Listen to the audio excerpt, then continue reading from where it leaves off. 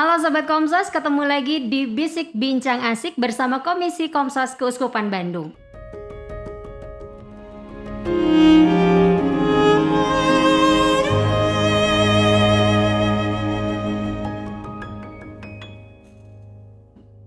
Oke, di hari ini saya Krisan Maharani kedatangan satu tamu yang asik juga yang bakal ngobrol seputaran vaksin booster.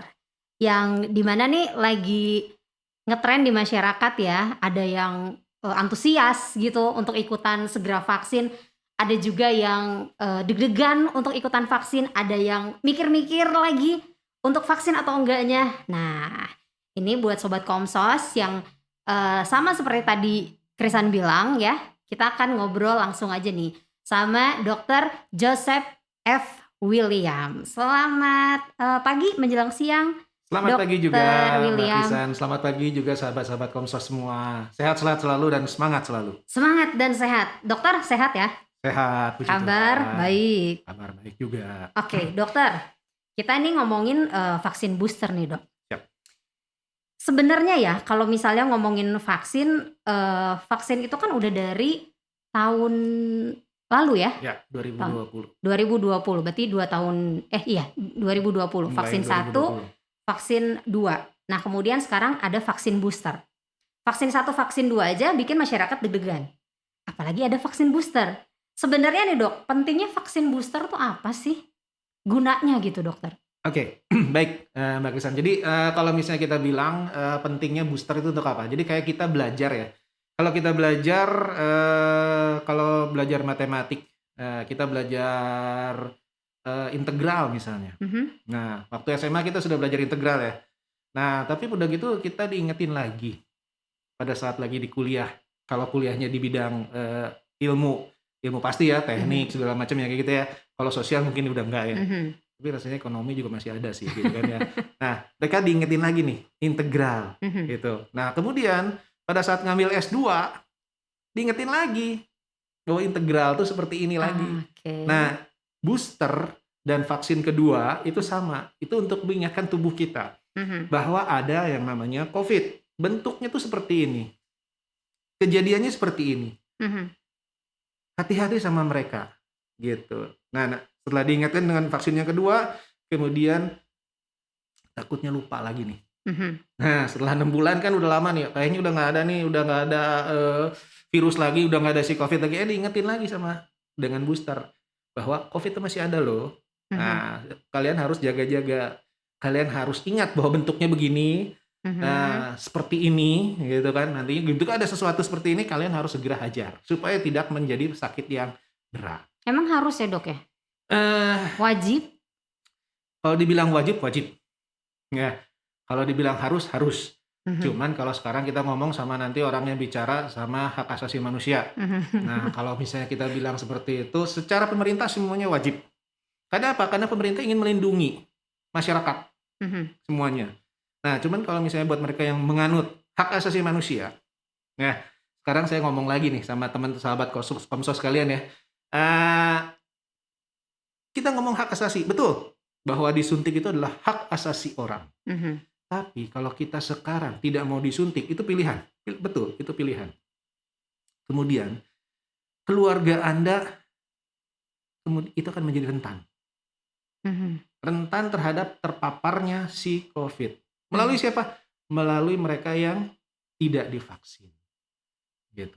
Bukan berarti bahwa mereka yang divaksin bahwa tidak akan membawa atau tidak akan menularkan, tapi setidaknya buat mereka yang divaksin itu akan gejalanya jauh lebih ringan dan tidak berat. Dan akan lebih kebal juga. Betul. Sehingga kalau dibilang hak asasi, nah ini buat keluarga kita yang kita ajak untuk tidak divaksin, apakah mereka tidak berhak untuk mendapatkan kehidupan yang lebih baik? Apakah mereka tidak berhak untuk mendapatkan kesehatan? Betul? Nah, itu juga bisa buat mereka yang menganut hak asasi, pikirkanlah ke sana. Kalau yang menganut keparnoan? Kalau yang parno, apa sih banyak yang mau diparnoin? Loh, gitu kan? Nah, apa yang mau diparnoin? Sekarang takut dengan demam. Kita juga kalau kena virus segala macam kita kena demam. Gejala-gejala nyeri otot segala macam itu udah everyday sebetulnya. Mhm. So, apa ya sih kita mesti takut? Biasanya kita kan nggak takut flu ya. Mhm. Flu juga sama kan? Gitu. Ya flu kadang Iya. demam juga, Iya, sakit demam, tenggorokan. nyeri otot, Iya betul, pusing, betul, mual, betul. gitu kan. Itu semua itu gejala-gejala yang sudah biasa kita hadapin. Mhm. Jadi kalau dibilang apa yang kita mesti takutin? Karena sesuatu masuk ke dalam tubuh. Sesuatu yang masuk dalam tubuh. Kalau kita ngomong, misalnya contoh, saya ambil contoh lah. Mhm. Kita belanja makanan kalengan. Mhm. Makanan kalengan. Di mana di dalam makanan kalengan itu ada risiko terjadi atau adanya bakteri yang namanya Clostridium botulinum. Mhm. Nah, si bakteri ini ada di dalam makanan kalengan dan kita makan. Kemudian menyebabkan kejang-kejang sampai bisa meninggal. Tapi kita tetap membeli kan makanan kalengan itu, buah kalengan, Karena daging kita udah kalengan. tahu rasanya, Dok. Nah, Ada vaksin pun aja sama. keresahan. Ada Vaksin aja. sama.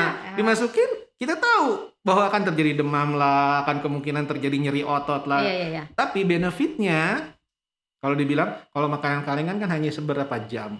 Kalau vaksin kan itu bisa panjang, berbulan-bulan, Mhm. gitu kan. Sekarang kita ngomong berbulan-bulan, karena penelitian sampai sejauh ini masih bulan, belum tahun, gitu kan ya. Karena kita ini COVID ini masih baru ya, Iya. masih baru, gitu kan. Jadi kita belum ngomong sampai tahun-tahunan, karena kita baru 2 tahun sendiri ya. 2 tahun. Nah, gitu. Betul. Jadi kita masih ngomong bulan, termin kita masih bulan, sehingga benefit kita bisa dirasakan lebih bulan. Kita aja berani mengambil risiko untuk yang beberapa jam atau beberapa menit. Ya, apalagi kalau misalnya masa kita nggak berani ngambil risiko untuk yang berbulan-bulan, betul nggak? Iya. Logikanya kan seperti itu, betul? Betul, Dok. Jadi penganut keparnoan juga jangan parno ya, Jangan pikirkan takut jangka lah. panjang ya berarti ya, betul, dokter ya. betul. Jangan terlalu takut. Jadi artinya semua yang diberikan itu udah melalui uji klinis, Mhm. sudah melalui suatu proses, bahkan juga perdebatan yang alot. Kalau di Indonesia itu ada di BP POM, Mhm. ya, Badan Pengawas Obat dan Makanan. Kalau di Amerika itu ada di FDA, Food Drug Administration, Mhm. gitu kan. Itu debatnya juga panjang. Jadi kalau mereka sudah di ACC atau sudah diizinkan untuk beredar oleh BP POM atau oleh FDA, oleh yang lain, gitu kan. Di dunia ini kan semua banyak tuh yang badan-badan seperti itu. Mereka sudah mengizinkan, berarti itu sudah safe, Sudah aman. dalam kategori safe, aman untuk dikonsumsi, untuk dipergunakan, untuk dipakai Mhm. kepada masyarakat. Jadi sudah ada safety-nya, gitu. Semuanya kalau dibilang jauh lebih aman dibanding dengan misalnya dengan hal-hal yang lain yang banyak yang kadang-kadang jauh lebih tidak aman. Mhm. Contoh, Contoh lagi. kita ngomong nih, mungkin para sahabat Komsos mungkin takut ya, aduh takut itu kan ada efek samping Iya. daripada vaksin gitu kan. Nah, terus ada berita yang meninggal segala macam gitu kan. Sejauh ini dari sekitar 90 juta masyarakat Indonesia yang sudah divaksin, gitu. Vaksin 1 dan vaksin 2. Mhm. Vaksin 1 sendiri itu udah 100 sekian juta. Ya, 100 berapa 20 kalau nggak salah, saya lupa lagi. Ya, 100 sekian juta. Vaksin 2 udah 90. Jadi kurang lebih yang 90 aja kita ambil. Ya. Vaksin 1 dan vaksin 2. Yang meninggal itu 38. Bukan tidak ada ya, saya mengatakan ada tetap ya. 38 orang. Di Dari 9 seluruh Indonesia, 90 juta. dari seluruh Indonesia 90 juta yang sudah divaksin, meninggal 38 orang. Jadi kalau kita ngomong persentase nih, Mhm. artinya berapa tuh? 38 dibagi 90 juta. Berapa, Dok? Hitung-hitungan saya mah 0,000. nolnya banyak gitu ya. Ya, artinya tidak sampai 0,05 pun tidak sampai kan? Aha. Kecil sekali gitu kan. Gitu. Probabilitas untuk terjadinya suatu hal yang fatal itu kecil. Ada vaksin. Mhm. Sedangkan kalau misalnya saya ngomong lagi nih sebagai ininya perumpamaan lagi nih, itu kemungkinan kita kalau keluar ke jalan raya menggunakan kendaraan motor, mobil, kemungkinan kita untuk tabrakan dan meninggal itu cukup besar, 1-3%. Lebih besar presentasenya. Iya. Tapi kita tiap hari kan tetap aja kan jalan pakai mobil, Ya. jalan pakai motor. Mhm. Meskipun kita tahu bahwa itu risikonya lebih besar daripada vaksin. Karena kembali lagi pemikiran orang-orang pasti itu mah sudah diserahkan kepada yang di atas. Nah, Berarti kenapa tidak juga vaksin? Yang jauh lebih sedikit lagi, iya Iya. kan? Gitu. Istilahnya bukan tidak mungkin, mungkin saja. Tapi kalau dibilang kita berarti kayak dapat lotre besar ya. Mhm. Itu dapat privilege untuk duluan. Tapi kalau dibilang ya jangan terlalu takut lah. Jangan terlalu takut ya. Ya, jangan terlalu takut karena itu sangat kecil sekali. Dibilang kejadian-kejadian seperti itu sangat kecil sekali. Kenapa harus 6 bulan, Dok? Dari jeda dari vaksin kedua ya? Kedua. Nah, jadi ada beberapa teori. Jadi pada saat waktu awal-awal dilihat penelitian mengatakan bahwa antibodi kita sampai 6 bulan itu masih lumayan cukup tinggi Hmm. gitu. Sehingga nanti setelah 6 bulan baru di booster lagi gitu kan. Penelitian itu seperti itu. Tapi ada beberapa hal yang kemarin kita juga pelajari bahwa setelah 3-4 bulan, ini buat mereka yang kena COVID ya, buat yang kena COVID, yang nggak divaksin. Jadi kita COVID sendiri itu setelah 3-4 bulan, itu antibodinya dia akan turun. Makanya yang dulu kan banyak plasma convalescence tuh, donor plasma convalescence. Nah itu hanya diberikan kesempatan atau boleh melakukan donasi plasma convalescence itu 3 bulan setelah dia terpapar, setelah sembuh. Oke. Gitu. Nah, kenapa? Karena setelah lewat dari 3 bulan, itu antibodinya dia akan turun. Turun. Gitu.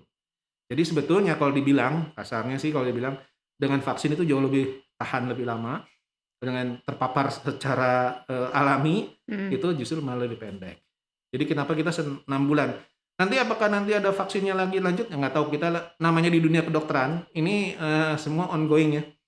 Ongoing. Karena dulu juga kita hanya berpendapat bahwa hanya butuh 1 kali booster. Vaksin 2 itu sebutnya kita booster dulu ya. Dulu. 1 kemudian booster vaksin kedua. Nah setelah ini ternyata dipelajari setelah 6 bulan ada penurunan sehingga akhirnya pemerintah ngambil keputusan untuk di booster lagi supaya dia antibodi masyarakat itu naik lagi. Jadi si pemerintah ini sebetulnya sangat berpikir untuk masyarakat. Gitu. Kalau dibilang biayanya gede banget. Gede banget ya, Dokter ya. Gede banget ya, effortnya juga luar biasa. Apalagi dari Aceh sampai Papua ya. Gitu. Itu kan sangat besar sekali effortnya. Jadi pemerintah itu memang sangat sayang sama masyarakat. Sehingga mereka mau berusaha untuk meningkatkan kesejahteraan maupun kesehatan daripada masyarakat. Dengan memberikan fasilitas vaksinasi booster yang ketiga. Gitu. Nah ini kan pemerintahnya udah sayang nih sama masyarakat, sudah memfasilitasi gitu. Animo masyarakat sendiri untuk vaksin booster gimana? Di lapangan nih, Dokter. Oke, di lapangan sendiri kalau untuk di kota Jawa Barat, di beberapa kota besar cukup tinggi. Tapi di beberapa kota-kota seperti Garut atau tempat-tempat yang agak bumi atau yang lain-lain seperti itu, animonya agak kurang. Alasannya apa tuh? Ya karena tadi sama Mbak Christian juga ketakutan. Parno. Ya, ditambah lagi dengan begitu banyak berita-berita hoax yang beredar di masyarakat. Begitu banyak berita bahwa kalau divaksin jadi gini loh, divaksin jadi begini loh. Contoh yang paling beken tuh tahun kemarin tuh berita hoax bahwa kalau misalnya buat ibu-ibu nih, buat perempuan setelah divaksin itu menjadi steril. Ya itu hoax ya. Hoax itu nggak nyambung. Jaka sembung ya, nggak nyambung deh. Jaka sembung bawa golok, nggak usah diterusin. Jadi banyak sih hoax yang nggak make sense ya, gitu. Jadi ada misalnya contohnya vaksin itu diisi oleh microchip, oleh nanobot, gitu. Sekarang kita ngomong. Iya kita kalau mau ngomong teori konspirasi bisa berkembang kemana-mana gitu. Tapi sekarang logikanya itu nanobot ataupun si chip itu harganya mahal pisan, banyak, luar biasa gitu. Sekarang mau ditaruh di dalam vaksin yang disuntikin ke masyarakat ini berapa duit? Negara manakah yang sanggup? Betul nggak sahabat Konvers? Pasti semua juga mulai berpikir kan? Itu berapa triliun dolar loh. Triliun dolar lagi ya? Iya, bukan rupiah, dolar itu. Mau dibuang seperti itu. Terus buat apa benefitnya, gitu kan? What for? Ya kita mikirnya harus logis lah. Iya. Gitu. Nah mengedukasi masyarakatnya gimana? Terutama yang bukan di kota ya, Dokter ya. Bagaimana mengedukasi masyarakat agar mereka tuh yuk kita beramai-ramai booster demi selain diri sendiri buat keluarga juga orang-orang sekitar gitu. Nah, inilah salah satunya. Jadi kita mungkin sebagai kita yang lebih teredukasi. Mungkin sahabat-sahabat Komsos juga bisa terlibat di sini ya. Terlibat di dalam edukasi pada masyarakat untuk menerangkan ke masyarakat bahwa ayo kita vaksin rame-rame, tidak semuanya aman. Gitu, semuanya tuh baik. Semuanya tidak ada yang buruk. Efek samping yes, gitu ada. Tapi sangat kecil dibandingkan dengan benefit atau manfaat yang didapatkan. Ambil contoh. Kita ambil contoh lagi nih. Boleh. Nah, di Amerika nih, Paman Sam. Amerika. Paman Sam itu banyak sekali aktivis anti vaksin. Banyak ya di sana. Banyak. Yang divaksin di sana baru kurang lebih sekitar 30%. 1-2. Oke. Jadi 70% belum Divaksin. divaksin. Bahkan petugas-petugas law enforcement tuh petugas hukum ya, penegak hukum, polisi itu segala macam atau tentara pun banyak yang menolak untuk divaksin karena mereka termakan oleh hoax. Jadi hoax itu jangan khawatir, bukan hanya di Indonesia ya sahabat Komsos ya, itu ada di mana-mana tuh, di sana juga banyak gitu ya. Jadi banyak sekali. Nah mereka tidak mau divaksin, tapi akibatnya apa? Sahabat Komsos, Mbak Kristen kadang bisa lihat Amerika tuh angka kematiannya tinggi sekali. banget, sangat tinggi, luar biasa. Setiap hari ratusan, bahkan ribuan, bukan ribuan lagi, terakhir kemarin saya sampai sekian ratus ribu bahkan yang meninggal Per hari? per hari. Per hari itu. Gitu. Jadi itulah bayarannya. Jadi apakah kita Indonesia mau seperti itu? Tidak. Pertanyaannya simpel. Jangan. Ya, dan jangan lupa sahabat Komsos, setiap angka kematian satu angka pun artinya itu ada banyak orang yang akan sedih. Karena ada satu orang atau satu keluarga yang kehilangan satu orang yang disayangi. Apalagi sampai ribuan. Kita sudah pernah merasakan waktu kemarin di bulan April sampai Agustus. Begitu banyak mungkin dari antara teman-teman Komsos ada juga yang kehilangan, turut berduka cita. Janganlah sampai itu terjadi lagi. Jangan sampai kita mengulangi lagi kejadian seperti itu. Marilah kita sama-sama mencegah. Ini adalah perjuangan kita bersama-sama. Bukan perjuangan saya, bukan perjuangan pemerintah, Satgas, bukan. Tapi kita perjuangan bersama-sama. Kenapa? Kalau kita tidak, nanti kita juga pasti bisa ketularan. Akibatnya kita juga yang nanti akan menanggung juga. Bukan nggak mungkin dari keluarga kita juga akan kena. Gitu. Siapapun bisa kena. Semua pun bisa. Termasuk orang tua kita yang rentan ya. Di atas 45 tahun sekarang udah masuk rentan. Saya udah termasuk rentan juga. Saya belum. Jadi ini marilah kita sama-sama, kita fight sama-sama, kita edukasi masyarakat yang tidak mau divaksin untuk mereka mau divaksin. Tapi mohon maaf gitu. Jangan memaksa, tapi memberikan pengetahuan kepada mereka yang benar. Dan memang tidak mudah untuk mengcounter hoax yang ada di masyarakat. Gitu. Jadi kita memang harus pelan-pelan masuknya dan kita memang memberikan fakta pada mereka. Nah, salah satu keparnoan masyarakat nih nggak mau di booster adalah jenis vaksinnya, dokter. Misal ya, vaksinnya nggak mau yang AstraZeneca misalnya, atau merek apapun ya, kan ada AstraZeneca, ada Pfizer, kemudian Moderna ya. Yang buat booster di Indonesia cuma 3 itu, dok, atau ada lagi? Sebetulnya yang akan dipakai. Yang akan dipakai ada lagi, tapi itu terbatas ya. Lagi lupa dari Soviet kalau nggak salah, sama dari RRC juga.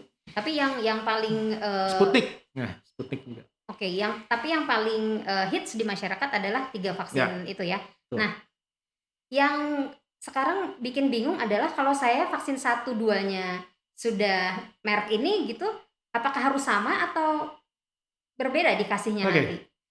Jadi kalau dulu kita ngomong dulu. Kalau dulu tuh kita punya kepahaman, namanya dunia kedokteran tuh selalu berkembang ya, selalu berubah karena kedokteran itu sendiri selalu berdasarkan penelitian. Kalau dulu setelah si vaksin A ya berikutnya A1, A2, A3 lanjutkan gitu, Mhm. Sinovac. Mhm. Nah, tapi kemudian eh, muncullah penelitian gitu bahwa kalau direkombinasi, artinya homologus dengan heterologus gitu kan, nanti itu namanya heterologus dan homologus gitu ya. Yang Sinovac itu adalah homologus, Mhm. Sinovac, Sinopharm, Anhui itu adalah homologus, sedangkan si Pfizer sama Moderna yaitu Johnson Johnson itu adalah heterologus gitu ya. Nah ini kalau dikombinasi harapannya adalah untuk bisa menghadapi Delta. Mmm. Karena dulu tuh konsepnya adalah menghadapi Delta, Omikron belum muncul, Belum ada ya? belum ada gitu, untuk menghadapi si Delta gitu. Hasil penelitian dari lab mengatakan bahwa ternyata kalau dikombinasi itu terjadi cross resistensi gitu. Sehingga akhirnya ini bisa deltanya bisa diblok gitu. Harapannya juga bisa menghadapi ke Omikron Mhm. gitu. Benar apa enggak? Nah, kita nggak tahu. Kalau di lab memang terbukti, tapi antara lab dengan lapangan belum tentu sama Mhm. gitu. Nanti kita baru tahu adalah reportnya setelah 6 bulanan. 6 bulanan kita divaksin, nanti kita lihat berapa banyak yang sakit, berapa banyak yang akan meninggal karena kena terpapar oleh si Omikron ataupun si Delta Delta. gitu. Jadi tapi itu akan much better chance, lebih baik chance kita atau probabilitas kita dibanding dengan kita tidak divaksin. Boleh pilih-pilih nggak jenis Eh, vaksinnya? Ah, nanti saya nunggu, Moderna aja deh, misalnya nah, gitu. kalau misalnya kita mengikuti program pemerintah, kita mesti pasrah dengan apa yang ada saat ini. Mmm. Karena pemerintah ini sudah memberikan istilahnya pemesanan jauh-jauh hari. Karena sekarang vaksin-vaksin itu semua berebut ini. Di semua semua negara di dunia ini berebut semua. Jadi eh, kalau saya saranin jangan nunggu, mending apa ada yang ada aja udah dihajar aja Mhm. gitu. Sesuaikan dengan anjuran daripada pemerintah. Pemerintah ini tidak akan menjatuhkan, tidak akan membuat Menyakiti, menyengsarakan gitu menyengsarakan. atau menjerumuskan gitu. Pasti mereka juga sudah ada penelitian-penelitiannya Mhm. gitu. Sehingga memang sebagusnya sekarang kalau misalnya kemarin adalah awalnya satunya dengan Sinovac atau dengan Sinopharm atau dengan Anhui, ada beberapa yang baru kemarin tuh Anhui, maka berikutnya adalah mereka menggunakan si Pfizer atau Moderna gitu atau AZ Mmm. gitu. Jadi terus kalau misalnya ditanya nih Pfizer, Moderna, AZ, mana yang lebih bagus? Sama aja. Semua sama aja. Nanti kan teman-teman Komsos, sahabat Komsos mungkin ada yang mikir, ada yang baca tuh di koran atau di sosmed ya, Mmm. bahwa si ini sekian persen, ini sekian persen, ini sekian persen lebih bagus Pfizer dibanding dengan si Moderna. Iya. Pfizer kemarin diklaimnya efektivitasnya bisa 96. Iya, itu maksudnya apa sih, Dok? Efektivitas Ya, 90, 50? si Moderna tuh 94. Mhm. Ya, ceritanya. Cenah. Heeh, gitu. Karena itu sebetulnya klaim. Jadi maksudnya apa sih? Jadi maksudnya kalau misalnya ngomong 96, 98 itu artinya si si vaksin tersebut Mhm. bisa melindungi 99 orang dari 100 orang yang divaksin itu untuk tidak terpapar oleh COVID. Ataupun kalau Mmm. terpapar tidak menjadi berat gitu. Oke. Ya, jadi yang berat atau yang yang terpapar hanya satu orang gitu kalau 99. Kalau 96 otomatis berarti 96%, berarti masih ada 4 orang yang terpapar. Jadi Mhm. makanya kalau dibilang setelah divaksinasi nggak akan terpapar, terpapar, tapi tidak akan menjadi berat Mhm. gitu Gejalanya ya? diharapkannya. Nah itu sebetulnya sama aja semuanya. Mau pakai yang Pfizer, mau pakai Moderna, mau pakai AZ, mau pakai Johnson Johnson gitu ya. Bahkan waktu itu awal-awal kan Sinovac itu hanya sekitar 54%, 66% katanya kan. Mhm. Tapi ternyata sekarang kalau ngelihat angkanya sekarang ternyata dia udah sampai 80% lebih Oke. efektivitasnya. Karena sekarang kita lihat negara-negara yang Asia yang menggunakan Sinovac Mhm. itu angka kematiannya tidak tinggi ternyata dibanding dengan negara-negara yang ternyata menggunakan Pfizer, menggunakan Moderna, menggunakan segala macam itu ternyata angka kematiannya sekarang itu jauh lebih tinggi. Mhm. Nah ini sekarang makanya semua kedokteran itu ya sekarang ini lapangan ini yang mengatakan Mhm. gitu kan, yang angka-angka itu semua adanya di lapangan Oke. gitu. Tapi semuanya memang lebih baik divaksin daripada tidak divaksin. Lebih baik kita menggunakan salah satu vaksin daripada tidak ada vaksin yang kita pergunakan. Kan kalau kita mikir-mikir, saya mau pakainya Pfizer ah, saya mau pakainya Moderna, barangnya nggak ada, karena rebutan semua, Mhm. jadi kita nggak divaksin-vaksin ya. Ya, betul. Nya nunggu-nunggu yang nggak jelas ya, terus kemudian si COVID-nya udah datang duluan gitu kan, akhirnya kita sakitnya berat, Nah, gitu. ini yang dikeluarkan oleh pemerintah berarti yang pertama itu adalah, AZ, betul? Yang Atau sekarang ini yang banyak dipakai sekarang itu adalah si, Pfizer, mhm, dan sekarang yang banyak dipakai untuk booster adalah AZ. AZ. Efek Tuh. sampingnya apa, Dok? Efek sampingnya sebetulnya sama dari semua, yaitu demam, nyeri otot, pegel di Mhm. daerah suntikan, otot otomatis ya radang ya karena disuntiknya di daerah sana. Terus kemudian juga mungkin ada beberapa orang yang mengeluh adanya mual gitu ya, kayak gitu. Itu berapa lama sih biasanya? Ini entar Ya dulu, vaksinasi itu sama dengan imunisasi kan sama, sebenarnya? sama, Kalau udah imunisasi kan biasanya juga demam sama gitu ya? dengan ya imunisasi kita sekarang kalau di imunisasi BCG, di imunisasi, hepatitis, itu juga kita kan mengalami demam, nyeri Mhm. otot, kemudian kalau bayi juga kan akan Iya, ngerewel gitu kan, anak iya. juga kan rewel, berapa lama itu 3 hari biasanya, ya Oke. sekitar 2 atau 3 hari, Berarti gitu. sama nih, 2. Sama, vaksinnya juga sama. Setelah ini kita akan merasakan demam, nyeri otot, pegel-pegel, selama kurang lebih 2, 3 hari. Setelah 2, 3 hari kita akan mulai membaik. Tapi ada nggak yang nggak ngerasain, demam gitu? Misalnya cuman Banyak. pegel aja gitu? Banyak, nggak semua orang Oh, merasakan nggak itu, semua orang? tergantung dari antibodi kita, respon daripada badan kita, gitu. Kalau Mmm, respon badan kita hebat, gitu, dia kan menyerasakan, pegel, nyeri. Tapi kalau respon badan kita, nggak terlalu hebat, biasa-biasa aja, gitu, mhm. dia itu juga akan biasa-biasa aja, Nah itu gitu. kalau untuk mempunyai badan yang hebat itu, Dok, biar responnya hebat nggak terlalu gimana, ada yang harus dipersiapkan nggak? Yang penting gini, kita jangan kecapean, ya. Oh, oke. Sebelum kita divaksinasi, jangan kecapean. Jangan begadang. Jangan begadang, istirahat yang cukup, makan yang benar, jangan puasa gitu kan. Nah, terus kemudian juga minum secukupnya. Mhm, Jangan terlalu berlebihan karena kalau berlebihan juga kembung nggak enak, nggak nyaman gitu kan. mhm. Nanti vaksinnya kesalahin lagi. Iya. Gara-gara vaksin saya kembung, padahal kitanya minumnya banyak gitu kan gitu. Nah, selesai vaksin, kemudian juga kita kalau di masyarakat tuh banyak yang ngomong jangan olahraga, Oh iya itu. istirahat 7 hari. Enggak juga. Kita beristirahat boleh, dalam arti gini, jangan setelah divaksin, terus lari maraton, ya. Nah, itu nggak usah divaksin juga teler ya, itu. Nah, jadi kalau sudah divaksin, Ngaco ya itu kita sih. kerja biasa aja. Iya, iya. Lakukan kegiatan kita sehari-hari seperti biasa. Jangan begadang otomatis, karena badan kita ini lagi di-challenge sama si vaksin, gitu Mhm, kan. Sehingga kalau kita kecapean atau kita terlalu letih kerja, gitu ngelembur segala macam, akhirnya daya tahan kita nggak bagus. mmm, Daya tahan kita nggak bagus, bukan berarti jadi akhirnya keluhannya nggak ada, keluhannya jadi makin banyak, banyak. gitu, muncul, gitu. Jadi akhirnya kita makin ngerasa sengsara, "Aduh vaksinnya nih nggak beres."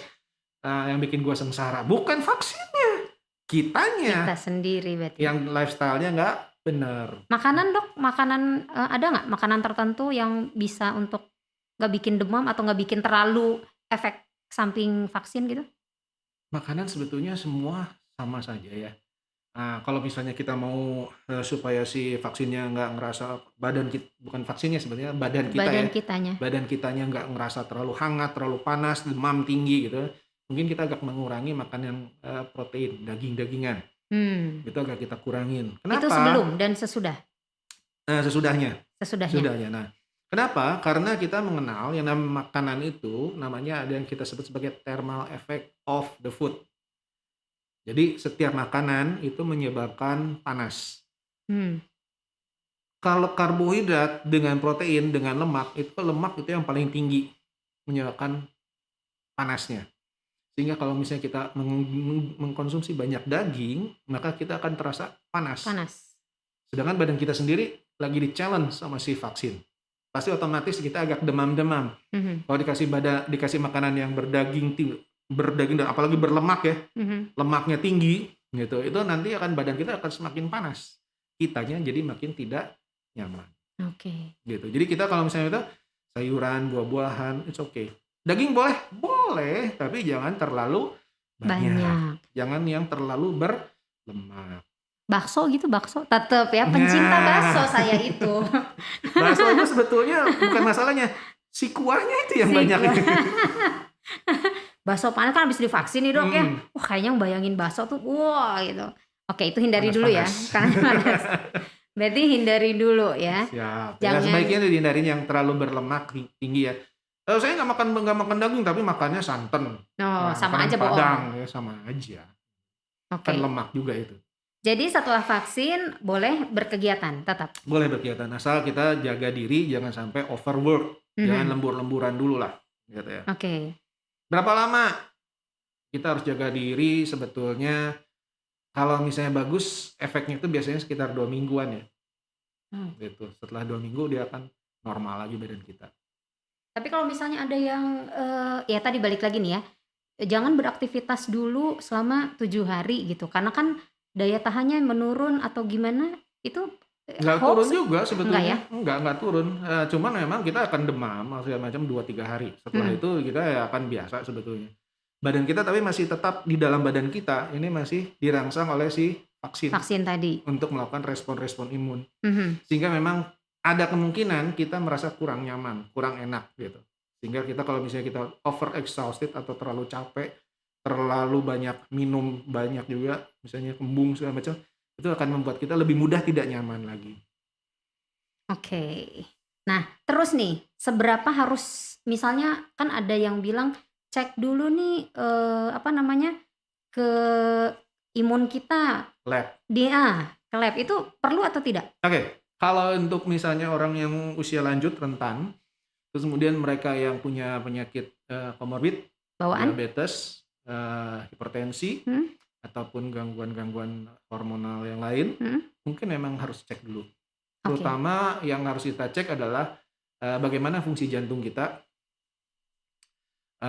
bagaimana kondisi daripada pembuluh darah kita. Itu yang mesti dicek. Artinya lebih mudahnya gimana sih? Lebih mudahnya ke dokter dulu, konsultasi dengan dokter dulu. Nah setelah itu kalau dokternya clear, baru kita vaksin. Biasanya bawa surat pengantar gitu ya, boleh vaksin atau enggak. Tapi kalau misalnya kita dalam kondisi baik-baik saja, tidak masuk dalam usia rentan itu adalah di atas 45 tahun. Gitu, di atas 45 tahun dia masuk usia rentan. Jadi kalau misalnya kita masih di bawah 40 tahun dan kita baik-baik saja, kita bisa langsung datang untuk vaksinasi. Kalau yang punya asam lambung, Dok, ini soalnya banyak ya, karena beberapa teman saya juga dia waktu itu nggak mau vaksin gara-gara asam lambung. Takutnya setelah vaksin itu asam lambungnya makin jadi. Karena sebetulnya kalau kita ngomong namanya asam lambung itu lebih banyak itu sebetulnya kalau dibilang asam lambung itu adalah disease of the mind atau pola pikir kita gitu. Jadi kalau kita stres, kalau kita banyak pressure, banyak segala macam, nah asam lambung kita akan meningkat gitu kan. Nah, jadi kalau buat mereka yang asam lambungnya tinggi, oke, kita kontrol dulu ke dokter, oke, gunakan obat-obatan yang untuk mengontrol asam lambung, ya bisa pakai PPI, pakai apapun gitu kan, H1 blocker atau H2 blocker terserah. Mangga silahkan konsumsi. Jadi kalau misalnya konsumsi obat, gunakanlah konsumsi obat itu sesuai dengan memang anjurannya. Setelah itu vaksin, gitu. Setelah divaksin, jangan terlalu dipikirkan. Biarkan, lupakan bahwa kita baru divaksin dan beraktivitaslah seperti biasa. Ya, jangan terlalu ketakutan, jangan terlalu dipikirkan bahwa ini saya baru vaksin nanti kena gini, ada saya demam. Lepaskan. Iya, biarkan saja, gitu kan. Jadi jangan terlalu terbeban dengan vaksin, karena kalau kita terbeban, malah kita jadi akhirnya memang betul-betul jadi seperti itu. Nah, jadi janganlah kita sampai berpikir bahwa saya nanti akan demam, saya akan jadi demam beneran. Ini setelah di sini saya akan sakit nih, jadi sakit beneran, Hmm, gitu. Tapi saya berpikir, saya sudah divaksin, saya baik-baik saja, saya oke, dan aktivitas kita kembali seperti biasa, biasa.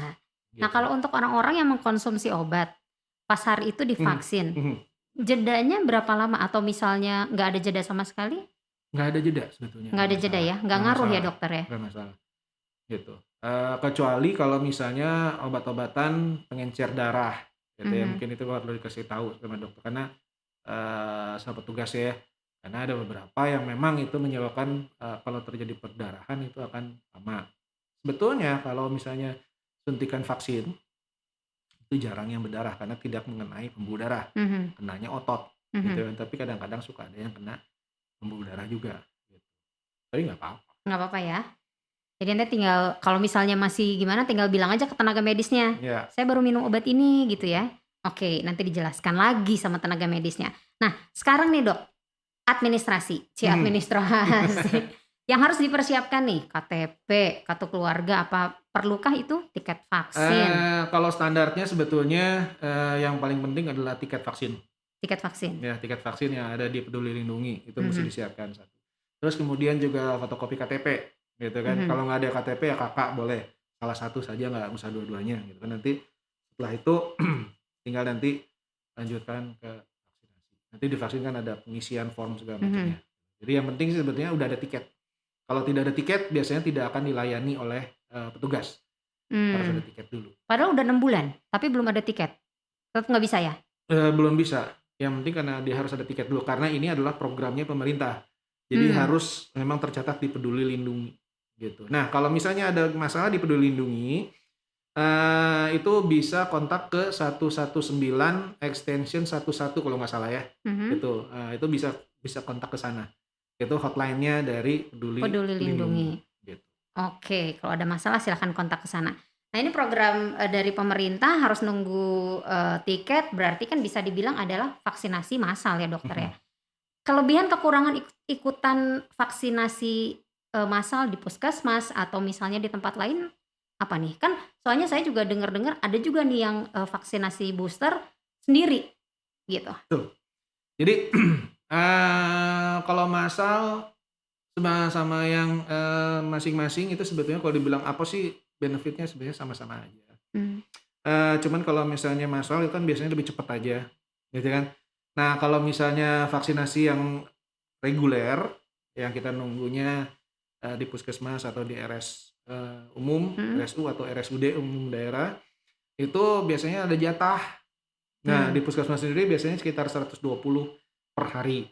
Jadi kita nggak bisa go show. Jadi mmm, kita nggak bisa nongol terus udah gitu divaksin. Nah, kita harus janjian dulu sama si puskesmas, kita masuknya di antrian keberapa, di hari keberapa. mhm, RSUD juga sama, gitu, cuman jumlahnya lebih besar. RSU juga sama, gitu, sekitar 300-an kalau nggak salah, mhm, per hari, per hari. gitu. Jadi kita nggak bisa go show. Nah, kalau massal, ini kita bisanya kadang-kadang jumlahnya, kuantitinya lebih banyak, sehingga kita memang, kalau dibilang ini adalah percepatan ya, percepatan kita membantu, pemerintah untuk mempercepat memvaksinasi masyarakat. Karena kalau misalnya kita mengikuti pola puskesmas ataupun RSU atau RSUD, itu Mmm, akan prosesnya akan panjang, lama, mmm. gitu. Kalau dibilang apa sih untungnya, keuntungannya lebih cepat aja, gitu. Lebih cepat aja. Mhm. Oke, dokter, kalau misalnya nih ada sobat Komsos saya ingin terlibat, sebagai volunteer gitu, ya sukarelawan, harus kemana? Oke. Atau caranya gimana? Nah, kalau sahabat Komsos, mau terlibat di kegiatan sosial, entah itu di kebencanaan, entah itu di, kegiatan kesehatan atau pelayanan kesehatan yang lain, kalau di, keuskupan itu ada Karitas, Mmm, itu, Anda bisa bergabung. Silahkan hubungi ke gereja masing-masing atau ke apa, ke pastoral mmm, masing-masing, nanti akan diarahkan ke mana, karena nanti ada kontaknya masing-masing. Nah, kalau misalnya tidak, di luar gereja juga banyak, ada NGO-NGO yang, bersedia atau mau menampung, ataupun Anda juga bisa membuat organisasi-organisasi sendiri di dalam, komunitas kalian, misalnya alumni-alumni gitu kan dari kegiatan sekolah ataupun dimanapun, nah itu bisa bergabung kemudian melakukan kegiatan bersama-sama. Tapi saran saya kalau bisa melibatkan gereja, kenapa nggak melibatkan gereja gitu supaya kita bisa ada payung besarnya gitu lebih baik gitu. Oke, dokter, sebelum kita pamitan sama sobat Komsos nih ya, ada yang ingin disampaikan kepada sobat Komsos nggak mengenai vaksinasi booster atau apa yang ingin dokter William sampaikan? Siap. Baik, sahabat Komsos, jangan takut untuk divaksin booster karena vaksin booster itu adalah untuk kepentingan kita sendiri dan juga kepentingan keluarga kita. Dengan diberikan vaksin booster, kita berarti melindungi diri kita dan keluarga kita yang kita sayangi.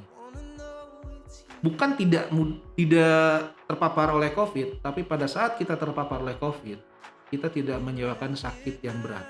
Sehingga kemungkinan kita bisa mendampingi keluarga kita, bisa bersama-sama dengan keluarga kita, itu menjadi lebih besar.